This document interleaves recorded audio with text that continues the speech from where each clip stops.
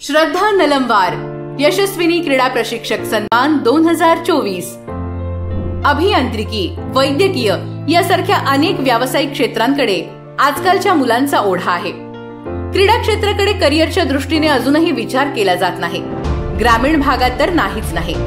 नाशिक येथील रहिवासी श्रद्धा नलमवार यांनी डिफेन्स क्षेत्रातील पदव्युत्तर पदवी होऊन देखील क्रीडा प्रकारातली रुची जोपासली। शिक्षण हा नेहमीच माझ्या करिअरचा आधार राहिला आहे असं त्यांचं म्हणणं। श्रद्धाताई केवळ प्रशिक्षकच नाही तर आंतरराष्ट्रीय नेमबाजी क्रीडा महासंघाच्या जज आणि प्रशिक्षकही आहेत।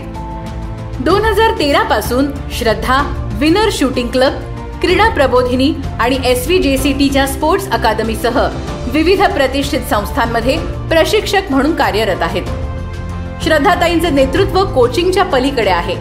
त्या मोनाली गोरे फाउंडेशनच्या संचालिका, नाशिक येथील विनर शूटिंग क्लबच्या अध्यक्षा आणि नाशिकच्या जिल्हा नेमबाजी क्रीडा संघटनेच्या सरचिटणीस आहेत। श्रद्धा यांनी केलेल्या कामाची दखल घेत त्यांना अनेक पुरस्कारांनी गौरवण्यात आलं आहे। शिवछत्रपती राज्य क्रीडा पुरस्कारासह अनेक पुरस्कार त्यांना मिळालेत। त्या भारतीय नेमबाजी पथकाचा भाग होत्या। तसंच त्यांनी राष्ट्रीय खेळ आणि चॅम्पियनशिपमध्ये अनेक पदकं जिंकली आहेत। श्रद्धा यांच्यासारख्या प्रशिक्षकांमुळे भारताच्या नेमबाजीचं भविष्य खूप चांगलं आहे असं म्हटलं तर वावगं ठरणार नाही। श्रद्धा नलमवार यांच्या प्रशिक्षणामुळे आपल्या भारतासाठी अनेक चांगले खेळाडू निर्माण व्हावेत या सदिच्छा। श्रद्धा नलमवार यांना यशवंतराव चव्हाण सेंटरचा यशस्विनी क्रीडा प्रशिक्षक सन्मान 2024 देताना आम्हाला अतिशय आनंद होत आहे। यशस्विनी क्रीडा सन्मान पुरस्काराच्या मानकरी आहेत श्रद्धाताई नलमवार। या नाशिकच्या आहेत। शूटिंग अँड रायफल ट्रेनिंग क्षेत्रातील निष्णात महिला प्रशिक्षक व जज श्रद्धाताई नलमवार यांना यशवंतराव सेंटरच्या वतीनं यशस्विनी क्रीडा प्रशिक्षक सन्मान 2024 प्रदान करण्यात येत आहे। ताई आपल्या प्रशिक्षणामार्फत भारतासाठी उत्तम खेळाडू तयार व्हावेत हीच या ठिकाणी सदिच्छा। धन्यवाद ताई। यानंतर यशस्विनी क्रीडा प्रशिक्षक सन्मान ज्यांना मिळाला त्या श्रद्धाताई नलमवार यांना मी विनंती करते की त्यांनी मनोगत व्यक्त करावं।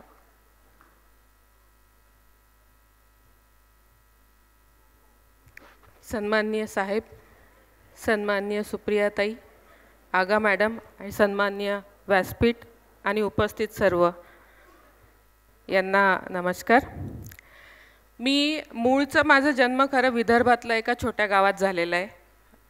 तालुक्याचं ठिकाण होतं, पण त्यावेळेला आज 25 वर्षापूर्वी 26 वर्षांपूर्वी मी ज्यावेळेला घराबाहेर पडली त्यावेळेला पण ते एक छोटं गावच होतं, तालुक्याचं जरी ठिकाण असलं तरी यवतमाळ जिल्ह्यामध्ये। माझे वडील माजी सैनिक, माझे आजोबा स्वातंत्र्य सैनिक आणि आई अतिशय शिस्तप्रिय। अशा शिस्तप्रिय आणि कायम देश पहिले या भावनेतून या विचारांमध्ये मी लहानपणापासून वाढली। त्यामुळे शाळेत असताना गाव छोटं, त्यावेळेला रिसोर्सेस कमी, TV किंवा मोबाईल ह्या गोष्टींचा तर काही संबंधच नव्हता। त्यामुळे वडिलांनी पुस्तकं वाचायची सवय खूप लावली। त्यांचा स्वभाव ते स्वतः खूप पॅट्रिऑटिक। त्यामुळे लहानपणापासून फक्त एवढं माहिती होतं की मला 9 ते 5 या जॉबमध्ये अटकायचं नाही आहे, मला काहीतरी वेगळं करायचं आयुष्यामध्ये। काय करायचं आहे मार्ग नव्हता आणि त्यामधूनच मला असं वाटलं की मी मिलिटरीत जायला पाहिजे आणि मी नाशिकला मिलिटरी कॉलेजमध्ये शिकायला आली। त्यावेळेला मला माहिती नव्हतं की नाशिक माझी कर्मभूमी पुढे बनणार आहे। त्यावेळेला खरं परिस्थिती जेमतेम होती, पण माझा भाऊ त्यावेळेला इंजिनियर झाला होता, नुकतीच नोकरी लागली होती। तो म्हटला आम्ही नाही करू शकलो, तू कर, तुझं शिक्षण आणि तुला जे जे काही करायचं आहे त्यासाठी मी तुझ्यासाठी आहे। आणि तिथून माझा खरा प्रवास पुढे सुरू झाला। छोट्या गावातून आल्यामुळे खरं मी आर्मीमध्ये जाऊ नाही शकली, कारण माझं प्रिपरेशन खूपच कमी पडलं। आणि मग तिथून माझे गुरु मला लाभले, भीष्मराज बाम। तिथून माझ्या नेमबाजीच्या करिअरला सुरुवात झाली आणि नेमबाजी खेळाला वयोमर्यादा नसल्यामुळे खरं वयाच्या 21व्या वर्षी खेळ संपतो। बरेचसे खेळ तुमची त्याची एज लिमिट 25 वर्षापर्यंत असते, त्यानंतर तुम्ही खेळ म्हणजे तुमची बॉडी साथ देत नाही। मी वयाच्या 21व्या वर्षी खेळ सुरू केला आणि अनेक वर्ष आता 2001 पासून मी खेळामध्ये आहे. मधल्या काळात काही कारणामुळे मला खेळ बंदही करावा लागला. मी नोकरीनिमित्ताने, शिक्षणाच्या निमित्ताने पुणे, मुंबई अशा ठिकाणी फिरली आणि एक असा काळ होता की अरे म्हणजे माझं स्वप्न माझ्या हातातून निसटतंय, माझा खेळ बंद होतोय. आणि एक क्षण असा आला की नाही, मला वाटलं मी नोकरी करत असताना की नाही मला हे नाही करायचं, हे मला तर करायचंच नव्हतं कधी. मग मी सरांशी बोलली. सर म्हटलं ये नाशिकला. आणि तिथून वयाच्या 29व्या वर्षी मी माझा खेळ पुन्हा सुरू केला, जो मधल्या 4 वर्ष बंद होता. आणि 29व्या वर्षी जो मी खेळ सुरू केला, त्यानंतर जे काही मी पदकं घेतले, त्यानंतर मला 35व्या वर्षी शिवछत्रपती पुरस्कार मिळाला. आणि त्यासोबत प्रशिक्षक म्हणून माझा प्रवास सुरू झाला. मी आणि माझी मैत्रीण असं आम्ही दोघींनी सरांच्या मार्गदर्शनाखाली आमचं काम सुरू होतं.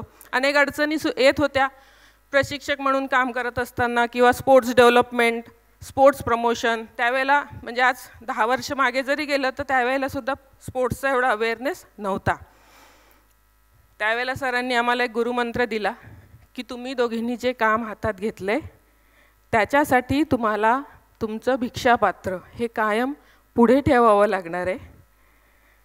खेळ हा कायम परावलंबी आहे.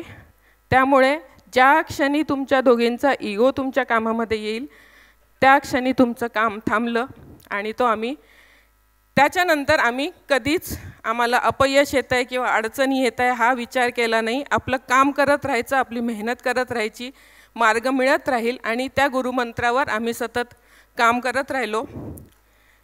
सरांनी आम्हाला एक मार्ग दाखवला होता की ग्रामीण भागात खेळाविषयी माहिती नाही, तिथे फॅसिलिटीज नाही. आपल्याला ग्रामीण भागातल्या मुलांपर्यंत खेळ पोचवायचा आहे, त्यांना मेनस्ट्रीम स्पोर्ट्समध्ये आणायचं आहे आणि त्यातून आपल्याला ऑलिम्पियन्स घडवायचे आहे, देशासाठी पदक विजेते खेळाडू द्यायचे आहे. पण ते सगळं करत असताना सर हे जग सोडून गेले. त्यानंतर आम्ही काम सुरू ठेवलं. 2019मध्ये आम्ही नाशिकच्या ग्रामीण भागामध्ये नेमबाजी आणि आर्चरी, धनुर्विद्या हे ग्रामीण भागातले 3000 मुलांपर्यंत हा खेळ इंट्रोड्यूस केला. त्यांना माहिती नव्हतं की नेमबाजी काय असते, धनुर्विद्या काय असते. पण दुर्दैवाने आमचं काम सुरू झालं आणि एक छोटासा आम्ही मॅरेथॉन तिथे ऑर्गनाईज केला. सगळे छोटे छोटे मुलं, कोणाकडे चप्पल नाही, शूज तर ही दूरची गोष्ट, असे 300 मुलं 5 किलोमीटर छोटासा रन धावले खूप आनंदाने. त्यांच्यासाठी तो पहिला इव्हेंट होता की स्पोर्ट्स असा असतो, असं धावण्यामध्ये पण काहीतरी बक्षीस मिळतं, गिफ्ट मिळतं. आणि ते आमच्या कामाची सुरुवात झाली. पण दुर्दैवाने कोविड आला. कोविडमध्ये आमचं काम थांबलं. आणि त्याहून दुर्दैव माझं की कोविडमध्ये मी माझी मैत्रीण गमावली. त्यानंतर थोडासा हा काळ गेला आहे मधला, थोडंसं काम स्लो झालं. पण काम सुरू आहे. पुढच्या 5 वर्षात ग्रामीण भागातील उत्तम खेळाडू मी भारतासाठी नक्की घडवेल, जे भारतासाठी नाव कमावतील, भारताचं नाव मोठं करतील. त्यासाठी तुमच्या सर्वांच्या शुभेच्छा मला अपेक्षित आहे. माझ्या कार्याचा तुम्ही नोंद घेतली, इथे मला बोलावलं, मला पुरस्कार दिला, त्याबद्दल यशवंतराव चव्हाण प्रतिष्ठान, त्यांची सगळी टीम की जे मागचे 15-20 दिवस सतत फॉलोअपमध्ये आहे, सगळ्या गोष्टींची माहिती करून घेत आहे. एवढे छान त्यांनी रील बनवली. साहेब, सुप्रियाताई, या सगळ्यांचे मी आभार मानते. माझे 2 शब्द संपवते. धन्यवाद.